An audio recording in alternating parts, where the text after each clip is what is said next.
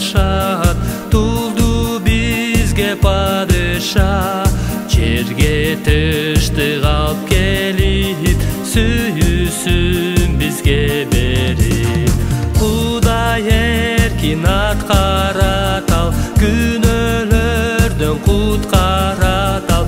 Барыңар курбан кыла, Бейтлехемге баргыла. Жакшы кабар жайылат, тулду үй самашаят. Асман тагын калтырып, адам болуп жаралып.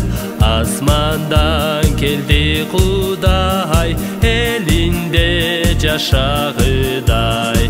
Өзүн кулдай жошурту ал, бизди өлүмдөн бошотту ал. Райымын бизге чачып, асманга жолун ачып.